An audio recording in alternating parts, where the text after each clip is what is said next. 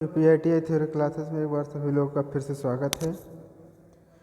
आज next topic है आपका एसी सर्किट यानी एसी परिपथ। इसका एसी का मतलब है अल्टरनेटिव करंट। ठीक, तो पहला क्वेश्चन आपका है इसमें, what is the resistance of the inductive coil take 5 ampere current across 240 voltage 50 hertz supply at 0.4 0.8 power factor. Hindi में है, प्रेरकत्व कुंडली का प्रतिरोध क्या होगा यदि 240 वोल्टेज पर 5 एम्पीयर धारा ले तो और 50 हर्ट्ज सप्लाई आवृत्ति हो, फ्रीक्वेंसी हो और पावर फैक्टर 0.8 हो। तो इसमें आपका फार्मूला क्या लगने वाला है, P बराबर वी आई कास फाई। अब इसमें क्या कह रहा है, इसमें आपको क्या करना है, पहले करंट और वोल्टेज दिया है तो निकालना क्या है, रेजिस्टेंस निकालना है। तो एक इससे निकाल सकते हैं और नहीं तो एक और है V बराबर आई आर लगा सकते हैं। क्या यहाँ पे है आपका 5 एम्पीयर और वोल्टेज दिया है 250 वोल्ट 440 वोल्ट, तो इसी में रख देंगे तो आ जाएगा 200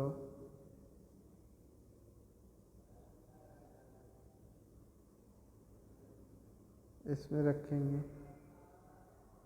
V बराबर आई आर, तो आई निकालना है 5 एम्पीयर और 240, तो 240 बटे 5, तो 5 चौक 20, 4 5 20, फिर 5 चौक 20, फिर 20 हो जाएगा 40, तो 5 40, तो यही 48 ओम। पहला ऑप्शन सही है। ठीक, आगे चलते हैं। अब इसमें दिया है कि जो है what is the unit of substance, तो इसमें क्या होने वाला है, आपका आंसर इसमें होने वाला है ए ऑप्शन। कौन सा ए ऑप्शन, क्या है, मोह। ओम किसका है, रेजिस्टेंस आर का। हेनरी इंडक्टेंस का है, इंडक्टेंस का। फैरेड कैपेसिटर का है। ठीक, देखिए डिटेल तो हम आपको पढ़ा सकते हैं बट आपका टाइम हम सेव करने के लिए, बचाने के लिए ज़्यादा डिटेल में नहीं जाते। ठीक, इसके लिए सॉरी है आपको। ठीक, और वीडियो शुरू कर दिए हैं और चैनल को लाइक करिएगा, सब्सक्राइब करिए, शेयर करिएगा और आपकी ड्राइंग की व्यवस्था ड्राइंग पढ़ाने के प्लान में है। ठीक, आगे चलते हैं। How the resonance of frequency FR can be increase in AC series circuit.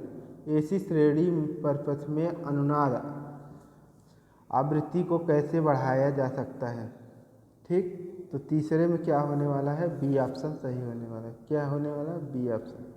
संधारिता मान में कमी करके, रिड्यूसिंग द कैपेसिटेंस वैल्यू।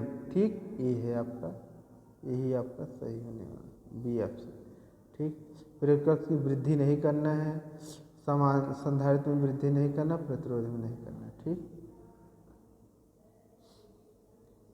और रिस्पांस आप लोग दे रहे हैं, इसके लिए आप सभी लोगों को धन्यवाद और thank you all of you. ऐसे हमारे चैनल को सपोर्ट करते रहिए, चैनल को लाइक करिए, सब्सक्राइब करिएगा और हो सकता है कल से आपको लाइव क्लास भी मिले, यहीं से हम लाइव क्लास भी आपको देंगे। जो टॉपिक जिसको दिक्कत हो रहा है वो कमेंट कर देगा, हम उसको पढ़ाएंगे। ठीक, तो अगला, और चैनल को लाइक करिएगा, सब्सक्राइब करिएगा और शेयर करिएगा। What is the main cases for below 0.5 leading power factor in three phase प्रणाली में शक्ति गुणक 0.5 पश्चगामी से नीचे दिए गए प्रमुख का कारण है। अब देखिए लीडिंग लैगिंग पावर फैक्टर होता है, एक होता है लीडिंग, एक होता है लैगिंग, एक होता है यूनिटी। यूनिटी में कोई बदलाव नहीं होता, लैगिंग में जो पीछे रहता है और लीडिंग में जो आगे रहता है। ठीक, इसको अग्रगामी बोलते हैं, इसको पश्चगामी बोलते हैं, इसको एकांक, इसमें कोई बदलाव नहीं थे। तो इसमें 4 नंबर में क्या होने वाला ऑप्शन, 4 नंबर में आपका सी ऑप्शन सही होने। Reactive power due to more inductive load. ठीक, तो आगे देखते हैं। What is the current in neutral conductor in 3 phase unbalance load in star connected system. Star संयोजित प्रणाली में 3 कला असंतुलित भार में न्यूट्रल चालक में धारा क्या है। पहले देखिए स्टार और डेल्टा। स्टार और डेल्टा, स्टार होता है, स्टार को प्रतीक में इस तरीके से दिखाते हैं, डेल्टा को इस तरीके से दिखाते हैं। ठीक, यहाँ पे इस तरीके की कॉइल होगी, यहाँ पे इस तरीके से, यहाँ पे, और यहाँ पे इस तरीके का होगा, यहाँ पे इस तरीके का होगा, इस तरीके। ठीक, ये हो गया आपका डेल्टा। ठीक, इस तरीके से कनेक्शन होता है, यहाँ से, यहाँ से, यहाँ से, और ठीक यहाँ से, यहाँ से, इसके ऊपर, यहाँ से। स्टार डेल्टा कनेक्शन यही है। तो इसमें क्या होने वाला है आपका पाँचवें में डी ऑप्शन सही होने वाला है। कौन सा,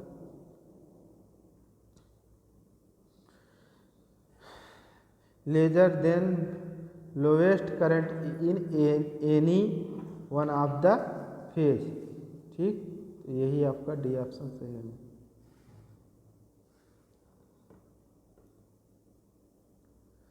फिर ये भी क्वेश्चन है, इसमें भी दिया है आपको, जो पहला क्वेश्चन था उसी अनुसार है ये भी। ठीक, इसको लगा लेना, इसको आप लोग लगा लेना।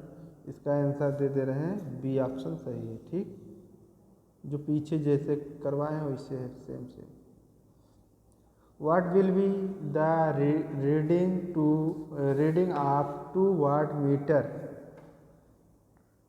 W1 and WT in 3 phase power measurement if the power factor is 0। 3 कला शक्ति मापन में 2 वाट मीटर W1 WT की रीडिंग क्या होगी यदि पावर फैक्टर 0 हो। वही cos फाई, अभी जो cos फाई है, यही cos फाई जो फाई है, यही अगर 0 हो तो क्या होगा, तो 0 होगा, पूरा मान 0 हो जाएगा।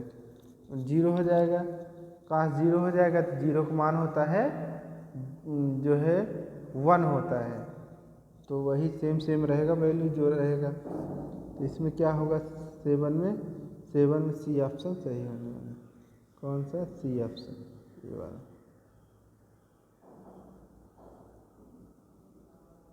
यही सी ऑप्शन सही होने वाला। ठीक, W1 equal to W2 but with oppose sign यानी प्लस माइनस में चेंज हो जाएगा। W1 W2 के बराबर है लेकिन विपरीत संकेतों के। ठीक,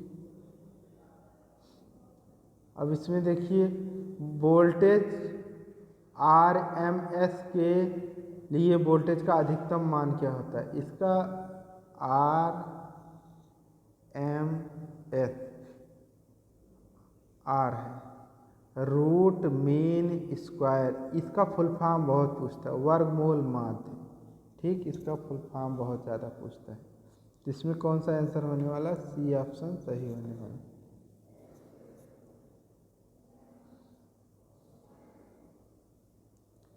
अब 9 में है, 9 नंबर। तो AC पर्पस में रिएक्टिव पावर का सूत्र क्या है। रिएक्टिव पावर है, हमने ऑफलाइन बैच में अपने यहाँ चालू पढ़ा दिया है कॉलेज में। आशा करते हैं कि आप भी जहाँ होंगे पढ़ते होंगे, और अगर नहीं पढ़ते हैं तो आप किताब लेके अपना उसको पढ़िए। और जुलाई में आपका पेपर कंफर्म रहेगा 100%, जुलाई से अगस्त के बीच में। ठीक, तो डी है, डी ऑप्शन सही होने वाला, डी ऑप्शन सही होने। और प्लीज़ चैनल को लाइक करिएगा, सब्सक्राइब करिए, शेयर करिए, और जल्दी से जल्दी चैनल को मोनेटाइज करा दीजिए। ठीक।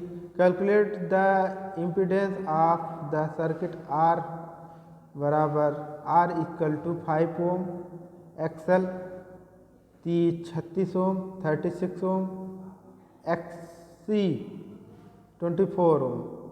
तो इसका प्रतिबाधा क्या होगा जेड, तो इसका सूत्र बता दे रहे हैं आपका जेड। तो जेड बराबर क्या होता है under root R plus under root R X X L minus X C का होल स्क्वायर और आर का होल स्क्वायर। ठीक। तो आर लेंगे 5 का वर्ग प्लस 36 का वर्ग प्लस 24 का वर्ग, तो वर्गमूल लेंगे तब आगे आ जाएगा आपका 10 नंबर में आ जाएगा ऑप्शन सी, यानी 169 के लगभग आएगा। इसका वर्गमूल 169 आएगा। जब इसको अंडर रूट ले लेंगे तो 13 ओम आ जाएगा। ठीक। 11 नंबर है what is the phase displacement in sine phase AC circuit. फिर एकल फेज एसी परिपथ में कालांतर क्या होगा। हमने इसको पढ़ाया है, फिर बताया भी, फिर से बता दे रहे हैं कि अगर आपका सिंगल फेज यही है, सिंगल फेज और 3 फेज, EF से फेज करते हैं सिंगल फेज, तो 3 फेज में क्या होता है 120 होता है। 3 फेज में 120 अंश होता है। ठीक। और जो है सिंगल फेज में 90 डिग्री होता है। ठीक। 90 डिग्री होता है, 90 अंश। 3 फेज में इस तरीके से होता है, इस तरीके से, इस तरीके से होता है। ठीक। तीनों के बीच में 180 अंश, तभी 360 बनेगा। 120 120। ठीक।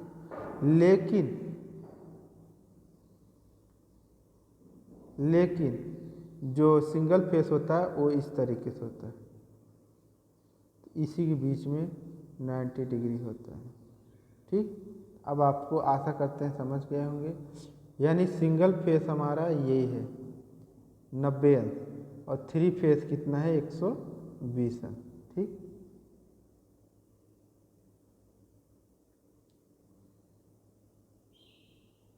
तो अगला क्वेश्चन है 12 नंबर 3000 वाट संतुलित भार 0.8 शक्ति गुणांक जिसको पावर फैक्टर पर स्टार में संयोजित 3 कला 415 वोल्ट 50 हर्ट्ज आपूर्ति है, लाइन लॉस की गणना कीजिए। तो 12 नंबर क्या होने वाला है, 12 नंबर बी ऑप्शन सही होने वाला है। कौन सा, बी ऑप्शन, यही लाइन लॉस होगा। ठीक। और इसमें है 3 कला शक्ति मापन में 2 वाट मीटर में समान रीडिंग दिखने पर शक्ति गुणा क्या होगा। तो क्या होने वाला है 13 में बी ऑप्शन सही होने वाला है, बी यानी 0 1 यही सही। ठीक। 3 फेज। ठीक। Calculate the power factor of coil having resistance of 24 ohm, draw the current of 5 ampere at 240 volt 50 hertz AC supply. 24 ohm प्रतिरोध वाली कुंडली के शक्ति गुणक की गणना कीजिए जो 5 एम्पियर धारा 240 वोल्ट धारा में 240 वोल्ट 50 हर्ट्ज AC सप्लाई पर लेती है। तो 14 नंबर में क्या होने वाला है, सी ऑप्शन सही होने वाला है। ये सब हल करना पड़ेगा। ठीक।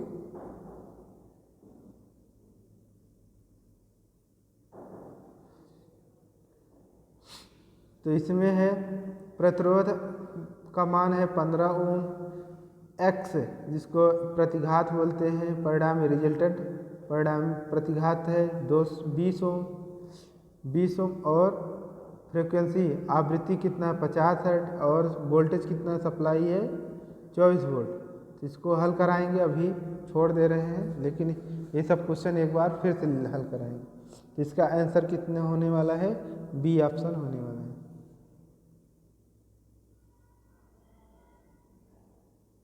ठीक, तो इसमें भी है 50 हर्ट्ज एसी सब आपूर्ति में 5 एम्पीयर धारा प्रवाह वाले जुड़े आरएल समांतर सर्किट के मान एम्पीडेंस वाई की गणना करके इसके माध्यम से करंट पास किया जाता है। तो कितना पास किया जाता है, 0.003 मोहो, ये है मोहो।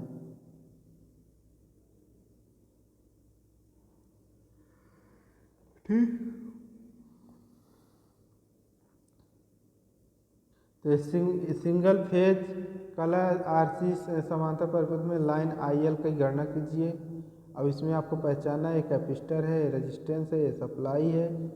आगे देखते हैं तो इसका कैसे हल करेंगे आप। इसका आंसर होने वाला है 17 नंबर में, 17 नंबर में होने वाला डी ऑप्शन सही है। कौन सा, डी ऑप्शन। कैसे, ये है आपका टोटल और ये है रजिस्टेंस और कैपेसिटर। अगर यहाँ से आई हटा दिया जाए तो क्या पड़ेगा, लोड एल बराबर R square minus C square. ठीक, ये है।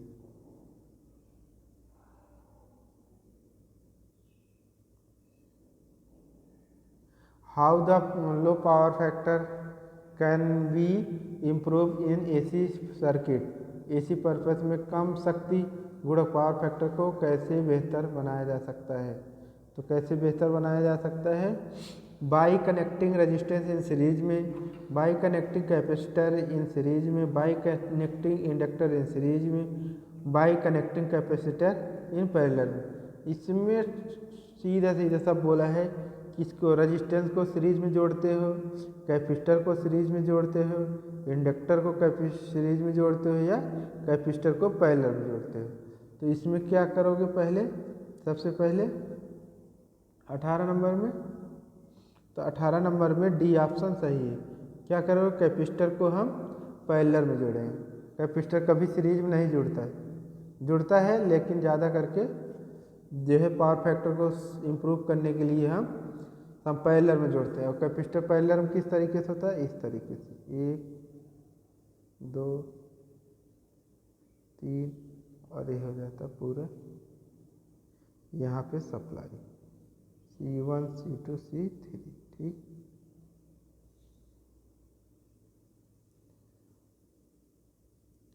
आगे देते हैं 19 नंबर। ये क्वेश्चन बहुत इम्पोर्टेंट, वेरी इंपॉर्टेंट क्वेश्चन है, वेरी इंपॉर्टेंट क्वेश्चन। ठीक, वेरी इंपॉर्टेंट क्वेश्चन, बहुत ज़्यादा इम्पोर्टेंट। और ये आप सब देखेंगे भी एग्जाम में। What is the relation between the line current IL and phase current IP in delta connection system. अभी डेल्टा स्टार पीछे बता चुके हैं, आप लोग देखे हैं। तो प्लीज़ चैनल को लाइक करिएगा, शेयर करिएगा और सब्सक्राइब करिएगा।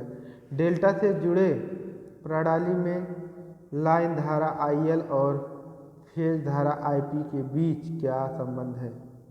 तो इसमें क्या संबंध है, तो इसमें सी ऑप्शन सही है। क्या है, IL बराबर √3IP। और बहुत इम्पोर्टेंट, वेरी इम्पोर्टेंट क्वेश्चन है। ठीक, अगला नेक्स्ट, व्हाट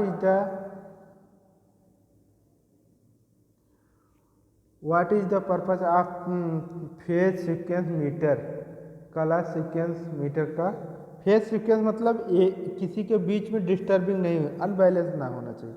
फेज सीक्वेंस मतलब तीनों फेज के बीच की सप्लाई जो विद्युत धारा है, वोल्टेज, वो सेम होना चाहिए। तो to control the speed of 3 phase induction motor, to protected motor against short circuit current, to indicate in the incorrect phase sequence of 3 phase, और to ensure the connected phase sequence of 3 phase. तो last इसमें क्या होने वाला है, इसमें आपका D option सही होने वाला, यही है डी ऑप्शन। ठीक, तो प्लीज़ चैनल को लाइक करिएगा, सब्सक्राइब करिएगा और शेयर करिएगा। और आप लोगों को very very thank you all of you, और सभी लोगों को धन्यवाद जो हमको इतना सपोर्ट दे रहे हैं। और आप लोग शेयर करिए अपने दोस्तों के साथ ITI के पास। और अभी सब एम्प्लॉयबिलिटी बचा है, वर्कशॉप बचा है, एक एक करके आपको ऑब्जेक्टिव पढ़ा रहे हैं, फिर से ऑब्जेक्टिव भी देंगे, पढ़ाएंगे, और अब थियरी भी पढ़ाएंगे कल से। ठीक, धन्यवाद, thank you, okay, bye bye. और चैनल को लाइक और शेयर सब्सक्राइब करते रहिए।